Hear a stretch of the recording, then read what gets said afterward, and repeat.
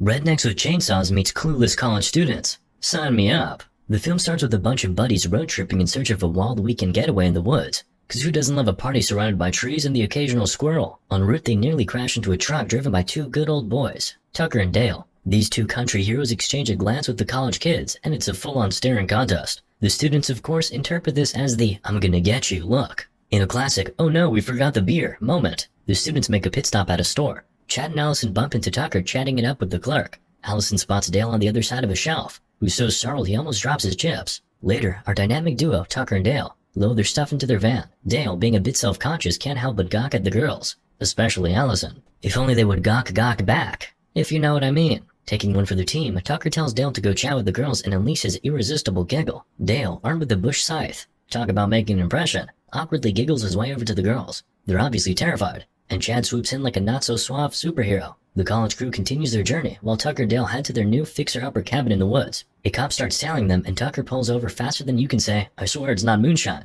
After some questioning, the cop warns them about their cabin's sketchy past. Undeterred, the guys arrive at their humble abode, and find bones and creepy newspaper clippings as housewarming gifts. A close call with a falling nail-covered beam as Tucker and Dale promising to fix up the place before it becomes a real-life game of mousetrap. Meanwhile, the students are getting their camp vibes on, roasting marshmallows and swapping ghost stories. Chad recounts the Memorial Day Massacre, a tale about college students meeting their untimely demise in these very woods. Talk about a buzzkill. As day turns to night, Tucker and Dale find themselves fishing on the lake. The students decide to skinny dip, and Tucker and Dale catch an eyeful of Chloe.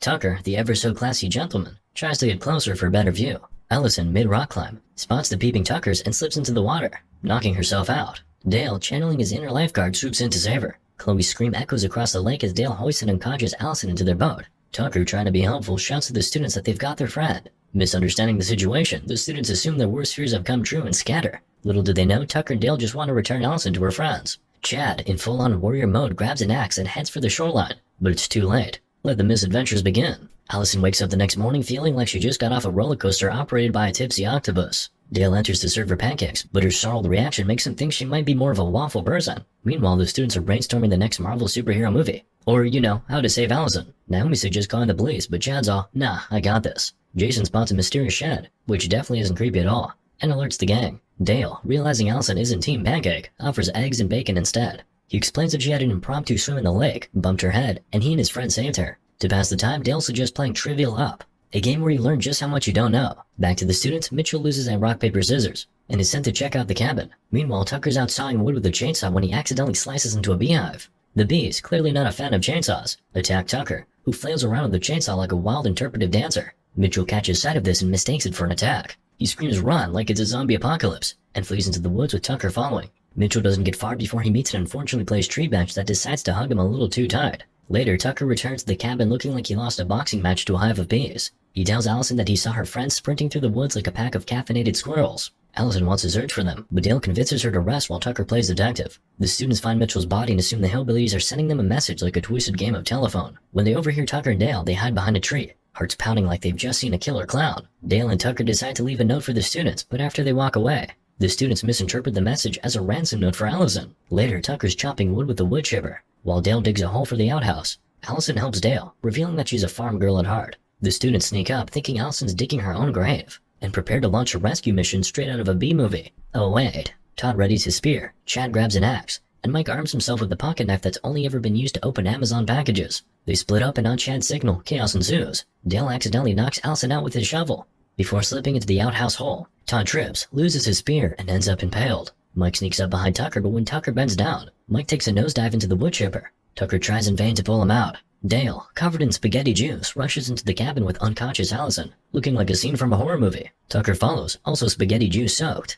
They come to the wild conclusion that the students must have formed a self-deletion pact, and decided to off themselves in the woods. Dale suggests calling the police, but Tucker thinks that'll only make them look like murderers, because nothing's as innocent like a cabin full of blood and chaos. The students huddle together, questioning their life choices and why they haven't just called for help. Chad, on the other hand, is channeling his inner Bear Grylls and insists on continuing his makeshift episode of Mad vs. Wild, College Edition. The sound of sirens in the distance make everyone jump like they're auditioning for a horror movie. Chuck's in the passenger seat, probably thinking about his Uber rating, when Chloe rolls up and the cop pulls over. Naomi, Chloe, and Jason make a beeline for the backseat, while Chad dramatically curses them from afar and escapes, hoping to star in his own spin-off. Meanwhile, Tucker and Dale are attempting to pull Mike's lower half out of the wood chipper, like some bizarre reverse birth scene. They manage to drag him out, but a police car stops in front of them, and the sheriff orders the students to stay put like they're misbehaving kids in timeout. He starts questioning Tucker and Dale, who claim the students have gone off the deep end and are participating in some kind of DIY self-destruction workshop. A freaked out Dale babbles about an unconscious Allison in their cabin, which only makes the sheriff more suspicious. The sheriff checks on Allison and determines she's just taking an impromptu nap. He tells Tucker and Dale they might end up facing manslaughter charges if they're lucky, but as he leans against a rickety wooden pillar, karma strikes, and the beam collapses. A spiked board gives the sheriff a surprise brain piercing, but he's still alive enough to stumble to his car and attempt to radio for help before kicking the bucket. Chuck spots the sheriff's gun and decides it's his time to shine as an action hero. He tries to shoot the two hillbillies, but Dale notices the safety is on, panics, and suggests taking it off. Chuck, proving he's not the sharpest tool in the shed, points the gun at his own head to remove the safety, and accidentally gives himself a very permanent headache. Chad emerges like the final boss in a video game, gun in hand, and starts shooting. Dale and Tucker rush inside, hitting the floor. Amidst the chaos, a dog barks outside, and Dale, terrified of Fido's wrath, crawls to the window. He sees Chad holding the dog hostage like a canine John McClane. Tucker concocts a plan where Dale uses a nail gun as a diversion while he rescues the dog. As Dale and Chad exchange DIY warfare, Tucker sneaks up and sets the dog free. But alas, the students spot Tucker, and he flees into the woods, diving behind a log for cover. Chad finds him, punches him out, and when Tucker wakes up, he's hanging upside down like a human piñata. Chad rants about Tucker being pure evil before chopping off two of his fingers like a demented sushi chef. Meanwhile, Allison wakes up to find Dale gently washing her face. Distraught, Dale is too choked up to explain the madness. She comforts him, and then he spills the beans about her friend's unfortunate DIY demises. Suddenly, they hear Chad scream from outside. Allison investigates and discovers the bodies of the sheriff and her friends, which is definitely not the kind of party she was expecting. Glancing down, she spots a bloody rag on the doorstep, a morbid souvenir from this crazy journey. Dale, playing detective, spots the rag as a piece of Tucker's wardrobe, and bam! Inside they find two fingers. Dale, suddenly feeling like a hero, musters up the courage to rescue his best bud. He grabs a machete because why not, and asks Allison to tell her friends he's just a big old teddy bear who wouldn't hurt a fly. Next, Dale stomps into the woods, yelling Tucker's name, and waving his machete like it's a magic wand. He stumbles upon a terrifying scene. Spaghetti juice puddles, Tucker's cap, and Mitchell's body still hanging out, literally, from a branch. Dale finally finds Tucker doing his best piñata impression, dangling upside down. Tucker's like, dude, it's a trap. And Dale, being Dale, sends it off anyway. But surprise, he freezes, and the improvised spear only gives his pants a new air vent. Dale frees Tucker and they plan their escape from this wild adventure. Meanwhile, Chad and Naomi go all ninja mode, sneaking into the cabin to find Allison. Chad's convinced they've done something awful to her, but she's like, nah, I'm good. Just a classic case of mistaken intentions. Chad's not having it, so he starts pouring gasoline to set the place ablaze. Allison's like, whoa, dude, chill, and manages to get everyone to sit down, sip some tea, and talk it out like they're on Dr. Phil. Chad spills the tea on his tragic backstory. His parents were among the unlucky students in the Memorial Day massacre, with his mom being the only survivor. Turns out she had a close call with one of the hillbillies, stabbed him in the leg, and made a run for it. Chad's dad unfortunately ended up in an incinerator, and his mom gave birth to Chad before going cuckoo and getting institutionalized. No wonder Chad's got a hillbilly vendetta. Dale's like, hold up, Tucker and I were practically in diapers back then. Just then, Jason and Chloe sneak up to a window, ready to make their grand entrance. Jason bursts in with a lawnmower, because subtlety is overrated, and goes straight for Tucker. Tucker, pulling off some Matrix moves, dodges the attack, but poor Naomi gets a face full of blades. Chad, in full Hulk mode, tosses a table at Dale and swings an axe, but Tucker delivers a face-smashing punch to Chad. Chad retaliates by chucking a burning lamp, misses, and sets Jason's leg on fire. Liar, liar, pants on fire, anyone? No? Okay. Chloe, trying to be helpful, grabs a jar to put out the flames, but surprise! It's actually moonshine, and now the whole place is lit. Literally. So Tucker, Dale, and Allison make like a banana and split, with Chad hot on their heels. They barely escape when the cabin goes kaboom, taking out everyone inside. But surprise, surprise, Chad emerges like a half-burned Terminator. They all hop into the pickup truck and floor it, but Dale's multitasking game is weak, and they crash into a tree. Dale wakes up with a bad case of Where's Waldo? Alice in addition. Tucker's found the secret to impersonating a human ketchup bottle behind a tree. Dale tries to help, but Tucker tells him to save the damsel in distress instead. Armed with his trusty doggo sidekick, Dale heads to an abandoned sawmill. Here we find Chad's decided to play a twisted game of pin the Allison on the saw.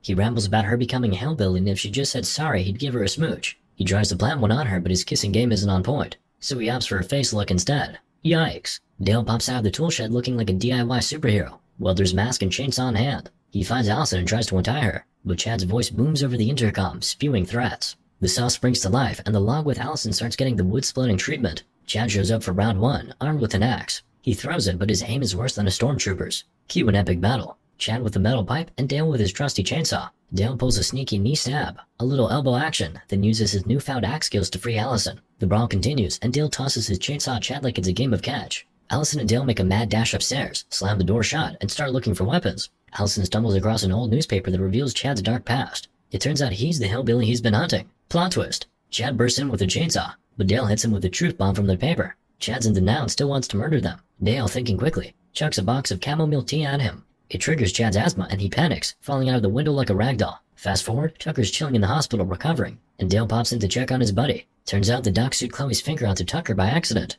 Oops. Dale gives Tucker cold beer with a collapsible straw and shares his bowling date plans with Allison. Tucker's proud of his bro for leveling up his lady skills. Later, BJ, Dale's friend, asks for advice on wooing the ladies. Dale shares Tucker's wisdom with him like a true bromance. Dale and Allison finally have some alone time and he gives her a stylish pink helmet. They confess their love and share a kiss that's definitely better than Chad's face looking. Moral of the story? Don't judge a book by its cover.